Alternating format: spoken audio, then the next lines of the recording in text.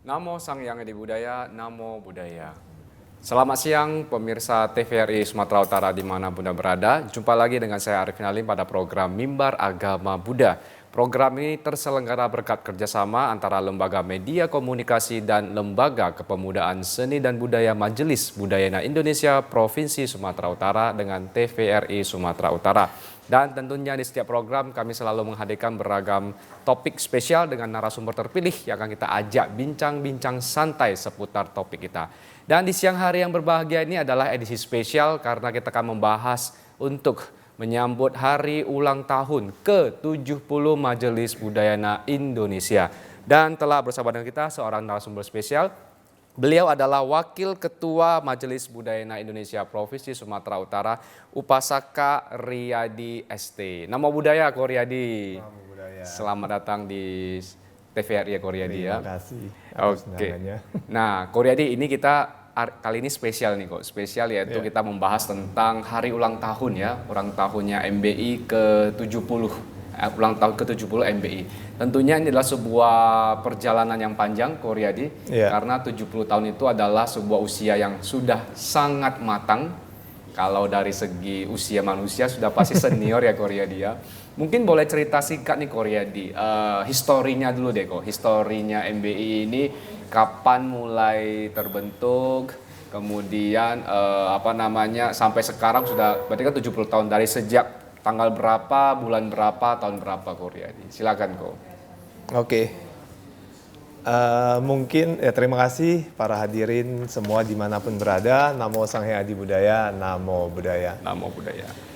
Berbicara tentang MBI, MBI ini kepanjangannya adalah Majelis Budayana Indonesia.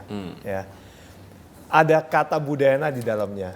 Tentunya orang juga bertanya-tanya Budayana itu sebenarnya apa? Mungkin kita akan mulai dari sini dulu. Nah, secara singkatnya saja bahwa Budayana adalah satu wawasan ya, di dalam agama Buddha yang tidak membuat sekat-sekat antar tradisi yang ada. Ya, apalagi tradisi yang ada itu katakanlah sekarang yang kita kenal dengan tradisi Theravada ya. Yang kalau tradisi Theravada kita lihat dari bentuk luarnya kira-kira seperti yang di Thailand, Myanmar, Sri Lanka ya. Itu yang bertradisi Theravada. Nah, kalau bertradisi Mahayana itu seperti yang ada di Cina, di Taiwan, di Jepang, Korea, kira-kira tradisi seperti itu ya. Kita lihat dari jubahnya saja pun sudah kelihatan ya. Kemudian kalau tradisi Tantrayana itu seperti yang ada di Tibet, di Nepal, di Bhutan ya. Nah, kira-kira seperti itu ya. Itu jubahnya juga berbeda-beda. Itu yang menunjukkan tradisi yang berbeda. Tetapi di dalam Budayana sendiri ini merupakan satu keragaman yang melengkapi satu sama lain, merupakan ajaran Buddha ya. Dan di Budayana itu sendiri tidak tersekat-sekat oleh sekedar tradisi atau yang tampak saja ya, tetapi lebih menekankan kepada esensi ya. Esensi, karena esensi dari ketiga ajaran ini adalah sama-sama untuk memberikan pencerahannya juga ya. Itu sama-sama untuk kebahagiaan. Ya. Saya kira dari sisi Budayana adalah seperti itu. Nah, jadi MBI sebagai salah satu organisasi yang mengusung Budayana, tentunya di dalam umatnya sendiri itu tentu harus berwawasan seperti itu.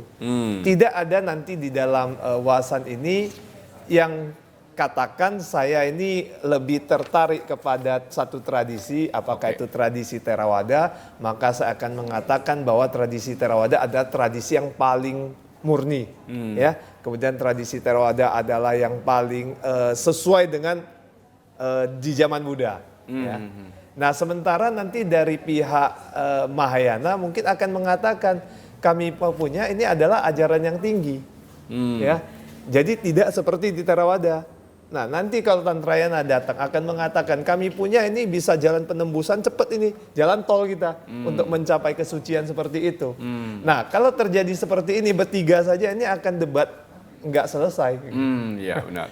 Ya, artinya kita ini harus memiliki satu pandangan bahwa ini semua adalah satu ajaran yang saling melengkapi. Ya, pada dasarnya kalau kita mengatakan Budayana itu adalah agama Buddha itu sendiri. Hanya saja metode yang berbeda tidak mengkotak-kotakkan kita sebagai seorang umat Buddha. Oke. Nah, kira-kira seperti itu. Oke, jadi artinya memang bagus banget ada satu konsep yang saya dapat yaitu non-sektarian ya. Benar, ya. Non-sektarian, universalisme juga. Nah, ini adalah satu konsep yang bagus sekali yang artinya 70 tahun MBI sudah hadir di Indonesia, berarti kan 70 tahun yang lalu ada seseorang yang punya visi yang jauh ke depan, seorang konseptor tentang Budayana. Itu siapakah beliau itu Ko Riyadi, dan boleh diceritakan juga kira-kira apa sih tujuan beliau menciptakan Budayana ini? Mungkin ini juga belum terjawab yang pertanyaan di awal-awal itu tadi ya. Berbicara tentang Budayana, tentunya kita tidak terlepas dari satu sosok yang sangat sentral ya. Sebagai figur yang sangat kita hormati, kita kagumi ya. Itu adalah sosok seorang biksu, ya Mahabiksu Asin Jinara kita. Ya mungkin saya ada membawa bukunya, nanti jikalau ada yang buku seperti ini salah satu, saya hanya sekedar menunjukkan fotonya saja ya, bahwa inilah kira-kira sosok dari Mahabiksu Asin Jinara kita. Beliau ini adalah merupakan putra Indonesia yang pertama menjadi anggota sangga atau menjadi seorang biksu sejak runtuhnya kerajaan Majapahit. Atau kita katakanlah sejak ini Indonesia merdeka ya. Jadi sebelumnya itu memang agama Buddha itu sudah runtuh sejak di zaman Majapahit, kemudian bangkit kembali di era beliau. Nah, beliau ini adalah seorang yang sangat visioner ya. Sudah melihat bahwa agama Buddha sendiri itu di dunia ini juga banyak ragamnya. Dan beliau ini tidak ingin mengkotak-kotakkan seperti itu yang seperti saya katakan tadi. Artinya di dalam satu wihara bukan hanya boleh dilakukan upacara ataupun pembelajaran dalam satu mazhab atau satu aliran atau satu tradisi saja, ya. Tetapi dalam satu wihara itu boleh saja nanti ada puja bakti dalam aliran Theravada, bisa juga nanti bergantian dengan yang Mahayana, dengan yang Tantrayana, itu boleh. Jadi dalam satu wihara itu bisa digunakan oleh banyak banyak aliran. Jadi tidak hanya kepada satu aliran saja. Kira-kira seperti itu. Nah, jadi beliau ini yang kita sebut sebagai pelopor kebangkitan kembali ya, pelopor kebangkitan kembali agama Buddha Indonesia. Kenapa kita mengatakan kebangkitan kembali? Karena agama Buddha ini bukan barang baru di Indonesia. Agama Buddha ini sudah ada sejak dulu ya, sejak zaman kerajaan Sriwijaya, bahkan hingga kerajaan Majapahit. Dan itu juga sudah sangat besar sekali di masa itu ya agama Buddhanya. Nah, dan kalau kita katakan saja bahwa guru besar yang mengajarkan ajaran Buddha di Tibet saja ya, yaitu dari tradisi Tantrayana, ada namanya Atisa Dipankara. Atisa Dipankara yang mengajarkan juga ajaran Buddha di Tibet, itu juga berguru kepada seorang guru yang bernama Serlingpa Dharmakirti di zaman Sriwijaya.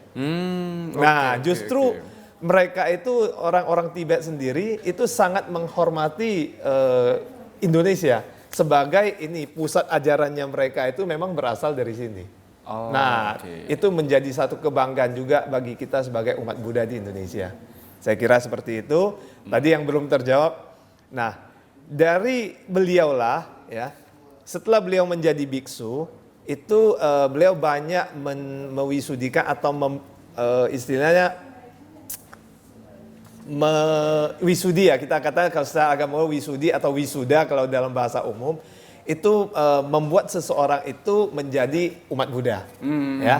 Dan mereka sudah ada mengangkat yang namanya upasaka upasika. Upasaka upasika. Ini upasaka upasika adalah murid Buddha yang bukan ada murid Buddha yang berumah tangga, bukan yang tidak berumah tangga. Kalau tidak berumah tangga seperti para biksu-biksuni, ya. Ini yang berumah tangga itu adalah para upasaka dan upasika.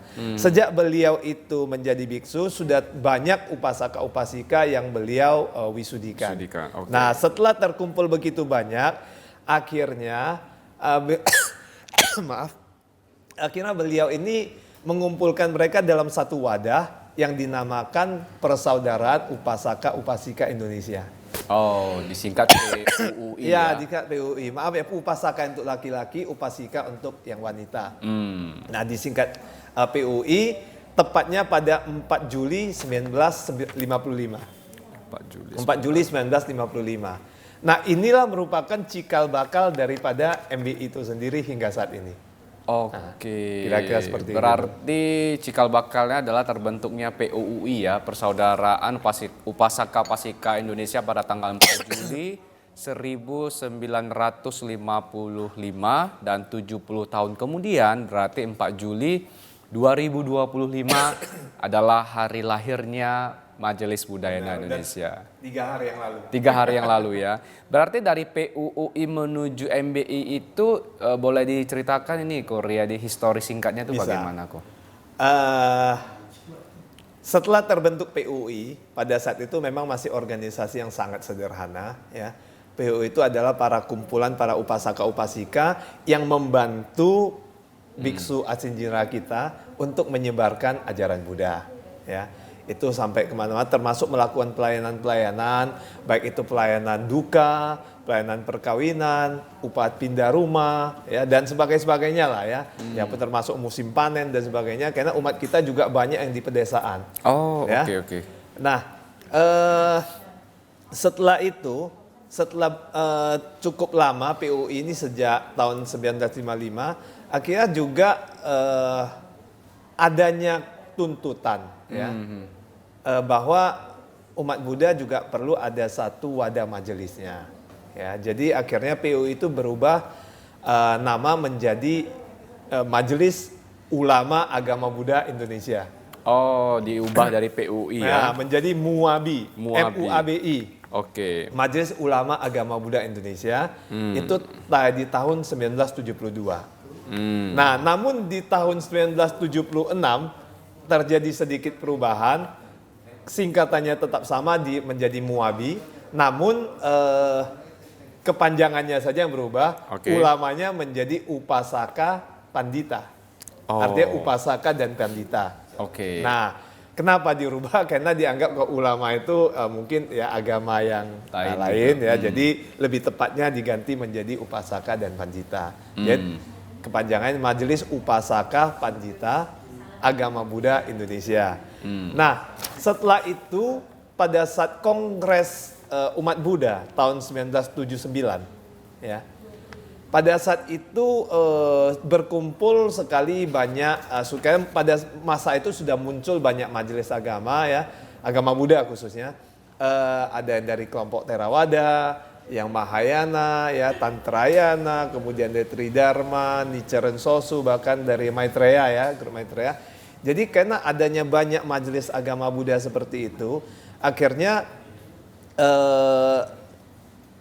MUABI sendiri agar lebih spesifik mengganti nama menjadi MBI, Majelis Budayana Indonesia ya. Dia menjadi Majelis Budayana Indonesia di tahun 79 dan di saat itu bersama-sama dengan majelis lain baru membentuk satu wadah tunggal yang namanya Perwalian Umat Buddha Indonesia. Oh. Nah, kira-kira dan istilah Majelis Budayana Indonesia atau MBI ini ya telah kita gunakan sejak tahun 1979 sampai saat ini. Oke, jadi artinya perjalanannya cukup luar biasa ya dari PUI, MUABI, tetap di MUABI hanya berbeda namanya.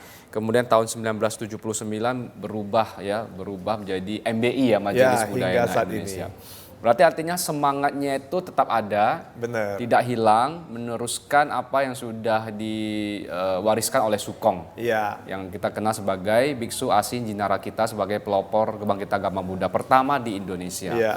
Nah, ini pertanyaan gini, Ko Riyadi, apakah warisan Sukong yang sudah ada dari waktu dulu nih ya, dari sejak beliau menjadi biksu, beliau membentuk yang namanya PUUI sampai saatnya. Warisan apa yang masih terasa hingga saat ini sehingga pengurus MBI ini bisa terus eksis meneruskan perjuangan dari Sukong itu? Warisan apa yang masih terasa hingga saat ini, Koryadi? Iya, terima kasih.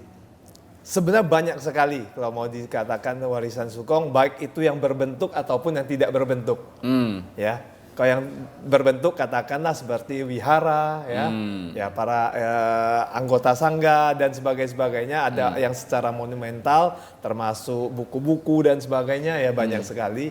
Tapi yang tidak berbentuk seperti semangat-semangat yang ada itu juga sangat banyak sekali. Nah, akhirnya dari warisan-warisan yang tidak berbentuk inilah itu disimpulkan menjadi ada nilai-nilainya yang kita sebut sebagai nilai-nilai Budayana. Nah, nilai-nilai Budayana ini ada 5 ya. Oke. Ya, nilai-nilai Budayana itu ada 5. Yang pertama adalah non-sektarian. Oke. Kita diajarkan oleh mendiang Mahabiksu Acin Jinera kita agar harus memiliki nilai non-sektarian, artinya tidak memandang bahwa satu ajaran itu yang paling benar, satu aliran. Ya. Jadi baik itu Mahayana, Theravada maupun Vajrayana itu adalah satu kelengkapan agama Buddha sendiri. Nah, jadi tidak ada mengatakan mana yang lebih baik atau mana yang lebih buruk. Ya.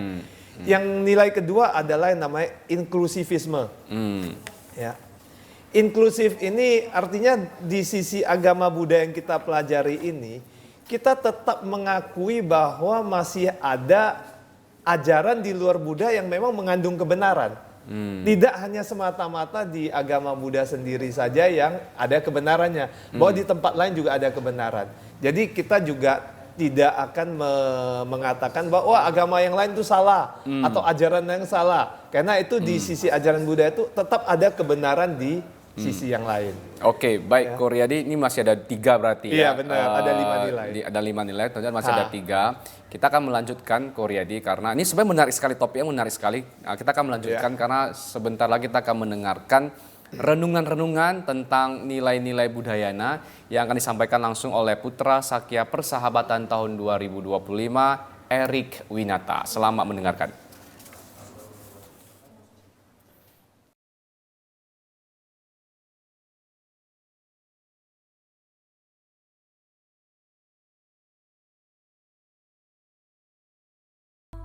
Masih bersama saya di program Mimbar Agama Buddha. Koryadi, kita akan melanjutkan tadi, masih 2 nih kita bahas ya. Ada 5 warisan Sukong, ini boleh dilanjutkan nih Koryadi. Bisa. Nah, saya lanjutkan ya. Ya. Nah, tadi kan ada 5 nilai Budayana yang kita ambil. Nah, tadi 5 nilai Budayana itu sudah dibacakan oleh adik kita Erik Winata dengan bagus sekali tadi. Ya. Luar biasa. Nah, sebenarnya itu sudah mencakup di sana semua. Nah, jadi tadi kita udah berbicara tentang inklusivisme ya, bahwa tetap ada kebenaran di tempat lain, bukan hanya di kita saja. Nah, untuk yang ketiga adalah pluralisme. Kita mengakui adanya kemajemukan, keragaman yang memang bisa kita terima. Ya baik itu dari sisi ajaran ataupun dari sisi adat istiadat dan sebagainya ya. Itu terbukti dengan di Budayana itu sendiri sangat menerima dari berbagai kalangan, baik itu suku maupun dari sisi status sosial dan sebagainya. Bagi kita itu tidak masalah. Tidak masalah. Itu kita sangat menerima ya. Kemudian yang keempat adalah universalisme. Universalisme ini artinya ajaran Buddha ini yang bisa diterapkan, bisa dijalankan oleh siapa saja tanpa memandang, dipelajari juga tanpa memandang asal usul ya. Ataupun dari ajaran, ataupun dari agama, atau berbeda, itu tidak menjadi soal. Yang paling penting itu ajarannya yang dijalankan. Tidak wajib mesti menjadi seorang umat Buddha. Ya kan seperti itu. Dan yang terakhir, nilai yang terakhir adalah keyakinan terhadap Dharmakaya, Sang Hyang Adi Buddha, Tuhan Yang Maha Esa. Keyakinan terhadap Dharmakaya. Karena agama Buddha Indonesia sendiri ini mengakui ada sesuatu yang absolut. Ya. Ini ada kekuatan absolut yang memang sudah kita yakini sejak dahulu kala, sejak dari zaman Sriwijaya maupun Majapahit. Oke. Nah, makanya nilai-nilai Budayana ini sudah terkandung masuk di dalam menjadi misi keluarga Budayana Indonesia. Ya, nanti kalau kita cerita keluarga Budayana mungkin masih ada penjelasannya lagi.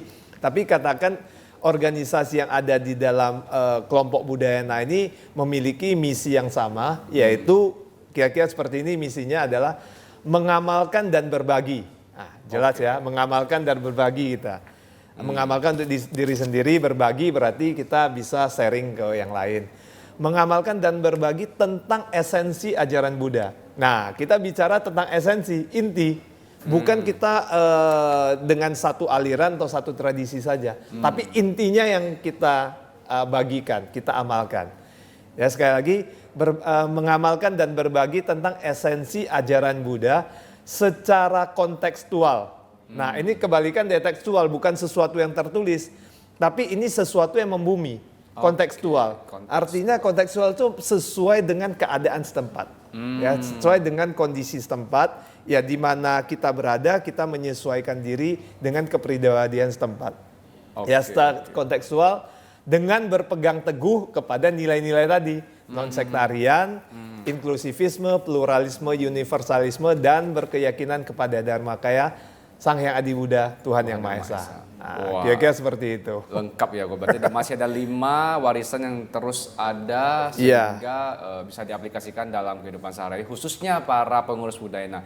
Berarti secara tidak langsung warisan Sukong ini masih relevan untuk kita praktikkan, dan Koryadi juga melihat bahwasanya untuk saat ini salah satu yang menarik adalah tadi tentang inklusivisme, tentang non-sektarian, bahkan keyakinan terhadap Sang Hyang Adi Buddha. Itu menjadi salah satu nilai plus di konsep Budayana ini, benar ya, Koryadi? Benar. Dan itu menjadi pegangan bagi kita umat Buddha Indonesia. Ya. Makanya agama Buddha yang kita anut ini, yang kita sebut Budayana ini, sesungguhnya juga bisa kita sebut sebagai agama Buddha Indonesia. Karena ini bukan barang baru ya. Ini agama Buddha Indonesia yang memang sudah penuh toleransi sejak dulu kala. Menghargai keragaman, ya, keberagaman itu sudah kita hargai. Nah, jadi yang kita anut ini bukanlah sesuatu yang baru, tapi memang sudah ada sejak dulu. Ya. Nah, kira-kira seperti, makanya kita menyebutnya sebagai agama Buddha Indonesia. Agama Buddha ya, Indonesia. kita bukan bercirikan nanti agama Buddha yang seperti di Cina, di Jepang, di Thailand, di India, dan enggak. Tapi kita lebih mencirikan sebagai agama Buddha di Nusantara ini. Menarik sekali. Agama Buddha Indonesia ini nilai yang harus digarisbawahi ya. Bahwasanya di Indonesia sendiri tentunya agama Buddha itu sudah ada sejak zamannya Sriwijaya. Kemudian dilanjutkan ke Kerajaan Majapahit, dan saat ini diteruskan oleh Sukong dan anak didiknya, beliau begitu ya, warisan Sukong. Nah, kita kan bahas tentang MBI ini, Koryadi. Berarti MBI ini adalah salah satu warisan Sukong yang masih eksis hingga saat ini. Kalau boleh tahu nih, MBI ini sekarang sudah berada di berapa provinsi, dan apa saja di kegiatan yang memang dilakukan, khususnya nanti ini dalam rangka untuk hari ulang tahun ke-70 MBI. Silakan kok. Ya, baik. Jadi MBI ini sudah 70 tahun, ya tentunya ya dalam usia yang seperti ini pelayanan kita juga sudah cukup lama kita lakukan ya. Dan kita melakukan pelayanan itu bukan hanya di kota-kota saja, tapi hingga ke pelosok desa, bahkan di desa yang belum bisa masuk kendaraan roda 4, ya, bahkan ada juga desa yang pernah kita bina juga, termasuk di Sumatera Utara yang belum masuk jaringan listrik. Ya, jadi itu kita hanya cerita di Sumatera Utara saja. Ya, kalau di seluruh Indonesia ini memang MBI ini sudah tersebar dari Sabang sampai Merauke. Ya, kalau tepatnya ini kita sudah memiliki sekitar 31 provinsi di Indonesia. 31 provinsi kita sudah melakukan pelayanan. Ya, termasuk di dalamnya ada banyak kabupaten dan kota. Ya, saya katakan tadi benar-benar kita ada pengurus MBI itu ada di kota Sabang di Aceh, ya. Dan hingga sampai ke Kabupaten Merauke memang kita ada umat kita, ada pengurus kita, ada wihara kita, semuanya ada. Ya. Kalau di Sumatera dan Jawa itu ya memang sudah sangat banyak sekali dengan ratusan cabang juga kita. Oke, berarti artinya memang ini salah satu majelis agama Buddha tertua di Indonesia ya, secara Benar, tidak langsung benar. ya. Karena usianya sudah Udah 70 tahun dan sekarang tersebar di 31 provinsi di Indonesia. Iya. Lantas peranan MBI ini peranan MBI ya katakanlah dalam mendukung penyebaran Buddha Dharma dan aplikasinya dalam kehidupan bermasyarakat itu apa saja nih peranan MBI yang bisa di-sharingkan kepada pemirsa TVRI? Iya. Jadi sebagai satu organisasi Majelis Budayana Indonesia ini kita juga berada di bawah bimbingan daripada Sangga Agung Indonesia, yaitu para organisasi para biku-bikuni, dan disinilah yang menjadi tempat penentu kebijakan kemana arah agama Buddha Indonesia ini akan kita jalankan. Nah, dan saya menyebut Sangga Agung Indonesia atau SAGIN, tentunya ini berada di dalam namanya Keluarga Budayana Indonesia atau kita sebut sebagai KBI. Jadi di dalam KBI ini sendiri kita sudah banyak pembagian tugas yang diberikan. Tidak semua itu diambil oleh MBI, ya tidak semua. Ya katakan selain MBI sendiri, kita ada satu wadah namanya Sekberya Budi atau Sekretariat Bersama Yayasan-Yayasan Budayana Indonesia, di mana ini adalah asosiasinya para yayasan yang budayana, ya. Dan ini agar tidak terjadi tumpang tindih, ya makanya kadang juga ada kebijakan-kebijakan atau regulasi dari pemerintah yang mungkin berkenaan dengan yayasan, ya dari sisi perpajakan dan sebagainya. Nah itu yang berkenaan dengan badan hukum yayasan itu akan dibantu oleh Sekberya Budi. Nah, MBI ini sebenarnya sangat kompleks ya, karena ini adalah melakukan pembinaan dari anak-anak hingga orang tua, ya sampai meninggal itu juga dilakukan oleh MBI.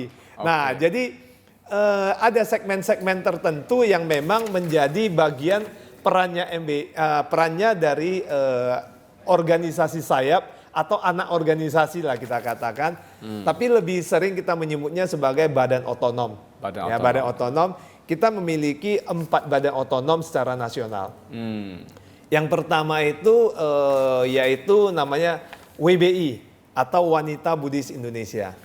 Nah, di mana ini kita udah jelas dari namanya saja sudah wanita. Jadi segmen kita di sini adalah pembinaan bagi para wanita Buddhis, ya. Jadi dia ada wadahnya sendiri untuk para wanita. Kemudian kita ada wadah pemuda juga, yang khusus untuk pemuda. Nah, di sini kita sebut sebagai Sekber PMVBI, Sekretariat Bersama Persaudaraan Muda-Mudi Wihara-Wihara Budayana Indonesia, ya. Atau lebih sering kita sekarang sebutnya sebagai Pemuda Budayana. Pemuda Budayana. Ya. Nah, ini segmennya pemuda, dan di sini juga kita diperbantukan juga. Di dalamnya ada yang namanya pembinaan anak-anak Buddhis. Jadi pemuda dan anak-anak ada di dalam wadah sini. Ya, namanya Sekber PMVBI. Kemudian ketiga yaitu ini udah yang udah usia sepuh ya. Nah, ini kita sebut sebagai Wulan Bahagia atau warga usia lanjut bahagia. Nah, ini bagi para veteran kita atau yang memang yang umat kita yang sudah lebih sepuh usianya bisa bergabung, ya ini menjadi di masa tuanya itu masih memiliki satu komunitas ya yang bisa saling saling menjaga eksis, seperti itu. Jadi tetap ada sesuatu yang mereka bisa karyakan untuk agama Buddha. Nah, dan yang terakhir ini lebih spesifik kepada dari sisi edukasinya, yaitu kita sebutnya sebagai sarjana dan profesional Buddhis. Ya, atau kita sebut sebagai CD. Wadahnya para sarjana dan profesional Buddhis Indonesia. Nah, ini adalah wadah secara nasional.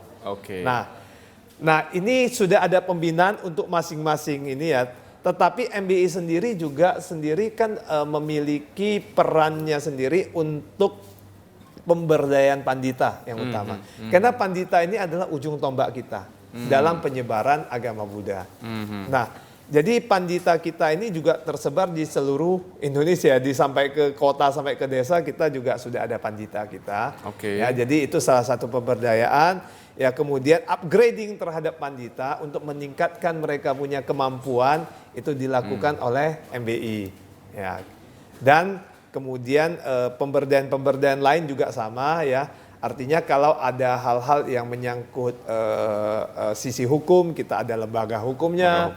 Ya, kemudian kita ada lembaga untuk urusan media seperti yang dijalankan oleh MBI saat ini kan. Ya, mengelola media komunikasi, salah satunya ini media elektronik. Ya. Kemudian ya ada pengelolaan seperti ekonomi juga ada. Ya, juga tentang pendidikan. Ya. Di samping itu kita juga punya banyak unit ya, seperti salah satu tadi yang ditampilkan oleh itu tadi pembacaan apa namanya? Renungan nilai-nilai budaya. Ya, nilai-nilai budaya oleh adik kita tadi kan. Ya. Nah, itu juga merupakan salah satu program kita namanya Bintang Duta Buddhis ya. Ya, ini untuk memberdayakan bukan hanya memberdayakan tapi memberikan tempat untuk para pemuda ya agar bisa berkreasi di dalam lingkungan yang lebih positif ya, jadi energinya disalurkan ke tempat yang positif ya, itu salah satunya. Dan kita juga banyak ada perhatian terhadap para pandita dan anggota sangga, seperti kita ada namanya Sangga Usada ya untuk kesehatan para biku dan para pandita ya. Kemudian kita ada EduSafe juga ya, itu yang untuk anak-anak Buddhis ya, dan masih banyak sesungguhnya. Ya, kira-kira seperti itu. Wah, lengkap sekali. Jadi artinya dari mulai organisasinya, unit pelaksananya, hingga sampai ke bagian-bagian terfokusnya ya. Apakah fokus untuk anak-anak, fokus untuk tadi biku, kesehatan para biku. Kemudian, jadi saya tambahkan juga ya bahwa tadi kan kita katakan kita ada Sabang sampai Merauke, ini terkhusus kita di Sumatera Utara. Di Sumatera Utara sendiri saja kita sudah memiliki 17 cabang. Ya, yang kita bentuk cabangnya 17, tetapi melingkupi 26 kabupaten kota yang ada di Sumatera Utara. Ya, cuman ada beberapa kabupaten kota yang bergabung menjadi satu kepengurusan cabang. Ya. Nah, jadi kita pengurus cabang ada 17, ya mulai dari Medan, Deli Serdang, sebagainya hingga ke ini ya Tanjung Balai, Rantau Prapat, Sidimpuan, Sibolga hingga ke Nias. Ya, yang terakhir kita juga ada di Siborong-Borong ya. Borong-borong ya terakhir. Iya. Dan di sana juga wihara kita sedang bangun ya untuk tempat ibadah bagi umat kita yang ada di sana. Ya, kegiatan kita yang dalam 70 tahun MBI ini, hari itu kita juga baru menyelenggarakan satu Waisak yang cukup besar, Waisak tingkat Sumatera Utara, kita buatnya di Siborong-borong. Siborong-borong. Ya, walaupun wihara belum selesai, tapi paling tidak di sana gaung dari agama Buddhanya itu sudah terasa bagi umat kita yang di sana di Siborong. Nah, di 2 minggu yang lalu juga, minggu lalu bukan 2 minggu yang lalu ya, kita juga baru mengadakan namanya Budaya Naran. Budaya Naran. Ya, Budaya Naran ini adalah programnya MBI di pusat, tapi diadakan di beberapa kota besar. Ya, salah satunya di Medan. Ya, pembukaannya di Medan, baru di Medan nih. Jadi Medan sebagai salah satu pembuka awal ya, Ko ya. Ya, diikuti ada oleh ribuan orang juga lah. Di minggu lalu. Luar biasa. Baik, Ko Riyadi, izin Ko kita akan melanjutkan pembicaraan kita karena setelah kita akan mendengarkan sebuah persembahan lagu yang akan dinyanyikan oleh Buddhist Idol Favorit 2025 Jill Kalista Jingga dengan judul lagunya Pejuang Dhamma. Selamat mendengarkan.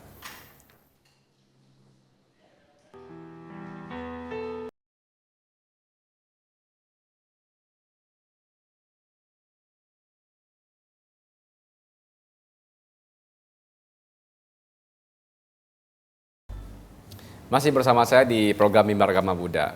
Baik, Ko Riyadi, kita akan melanjutkan pembahasan tadi. Ada satu hal yang menarik sekali yang tadi disampaikan oleh Ko Riyadi, bahwasannya MBI itu juga adalah bagian dari KBI kalau saya tidak salah dengar, yaitu Keluarga Budayana Indonesia. Boleh diceritakan nih, Ko, sebenarnya perbedaannya apa nih, atau memang ini adalah satu kesatuan yang saling mendukung, atau bagaimana nih, Ko Riyadi? Boleh di-sharingkan, Ko? Boleh.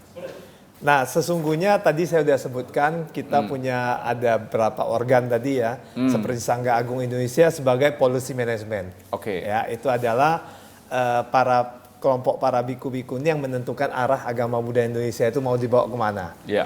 Pelaksananya itu tentu dibantu oleh ada dua. Kalau dari sisi asetnya itu ya, karena kita masih punya yang nampak ya, yang warisan Sukong yang nampak itu seperti wihara, sekolah dan sebagainya itu ada yayasan mengelola. Makanya itu ada namanya Sekberya Budi. Sekberya Budi. Ya. Kemudian kalau di dalam pembinaannya ya kepada umat itu tentunya dilakukan oleh MBI. Oke. Dari berbagai jenjang tadi saya katakan sejak dari kecil sampai ke orang udah sepuh itu dilakukan oleh MBI.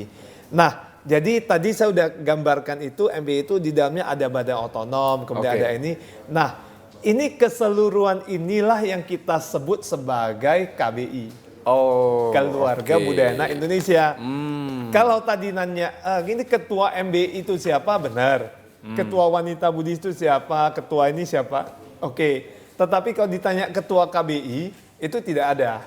Oh, oke. Ini hanya sebagai satu penyebutan bagi kita bahwa inilah keseluruhan dari umat Budayana ini ada di KBI.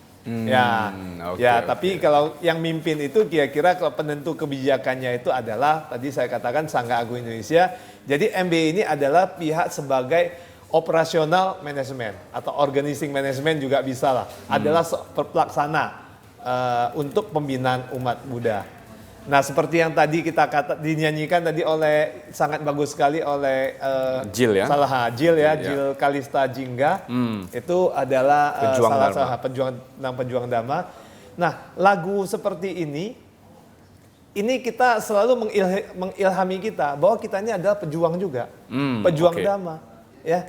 Kenapa kita katakan pejuang? Karena masih banyak PR ke depan yang harus kita lakukan. Ya, kita juga jangan terjebak pada hal-hal yang kadang bisa membuahkan hal-hal yang kontraproduktif. Jadi kita tentunya harus lakukan lebih produktif ya untuk pencerahan kepada umat dan sebagainya.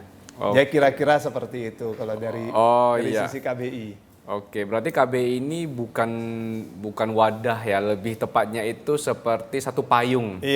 Payung yang menaungi tadi ada MBI, ada Wulan Bahagia, Sekber PMVBI, CD, bahkan sampai ke tadi ada yang namanya Sekberya Budi ya. 5 hal ini berada dalam payung namanya KBI. Bahwasannya penentu kebijakannya adalah dari Sangga itu sendiri. Benar. Oke, berarti secara tidak langsung ini kalau kita melihat ini kelengkapannya sudah bagus sekali Koryadi, dan warisan Sukong ini menjadi salah satu yang masih terasa, dan tentunya ini dari sejak bayi baru lahir ya barangkali kalau kita bisa lihat itu ada programnya sejak mereka masih sekolah. Bahkan mereka sudah kuliah, seorang pengusaha, jadi ibu rumah tangga, bahkan sampai yang sudah senior alias sudah sepuh itu lengkap semuanya. Makanya kita katakan tadi kan sampai pelayanan duka kita ada, pelayanan kesehatan ya paling tidak kita ada doa dalam hal kesehatan. Ya bahkan bayi yang baru lahir atau sampai anak-anak kita juga ada namanya baby blessing, kids blessing ya kan, seperti itu. Jadi memang itulah yang salah satu peran yang dilakukan oleh MBI, baik yang dilakukan oleh kepengurusan MBI itu sendiri maupun oleh badan otonom yang ada. Jadi di MBI ini sangat terbuka. Jadi umat Buddha sesungguhnya juga pada dasarnya ini adalah bagian dari keluarga Budayana. Jadi jangan sungkan kalau memang membutuhkan pelayanan, ya, kemudian juga pembelajaran dan sebagainya dapat menghubungi MBI di mana saja ada. Ya, di mana saja ada MBI silakan. Nah, untuk kantor MBI-nya sendiri nih kok di Sumatera Utara ini boleh dikasih tahu. Jadi barangkali ada umat yang contohnya akan mengadakan yang namanya pernikahan Buddhis, pasti kan butuh bimbingan. Itu kira-kira kantornya di mana biar nanti pemirsa ini bisa tahu, silakan kok. Kalau kita MBI ini tadi kita sudah mengatakan ada di seluruh Indonesia, tentunya kan kita punya struktur baik dari pusat ya, namanya pengurus pusat, kita ada pengurus daerah provinsi, pengurus cabang kabupaten atau kota ya.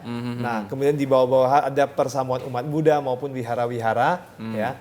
Nah, kalau kebetulan berada di pusat ya, bisa ke Jakarta misalkan, itu bisa kita ada pusat kita itu di Prasada, gedungnya namanya Prasada Jinara kita. Ya, tepatnya di Jakarta Barat ya, Puri Kembangan. Ya nanti cari saja di Google Map udah ketemu lah Prasada Jinara kita. Ya, dan di sana juga ada kantor sekretariat dari pengurus daerah MBI DKI juga, MBI DKI Jakarta ya. Nah, kalau kita di Sumatera Utara sendiri ya kita menggunakan sekretariat itu atau kantor tidak di wihara, tapi kita memiliki satu gedung sendiri. Ya, tepatnya yang kita sebut sebagai Budayana Center di Jalan Bambu 2 ya. Jalan Bambu 2 di Komplek Geraha Niaga. Komplek Geraha Niaga Blok A nomor 2. Itu di Medan. Ya, di kota Medannya juga berkantor di tempat yang sama. Nah, itu kan kalau kita berada di kota Medan. Kalau kita berada di kabupaten kota yang lain, ya katakanlah di Tebing Tinggi atau di Binjai, Sibolga, Sidimpuan, ya, dan mana-mana lah, Rantau Prapat, Kota Pinang, ya, Tanjung Balai dan sebagainya.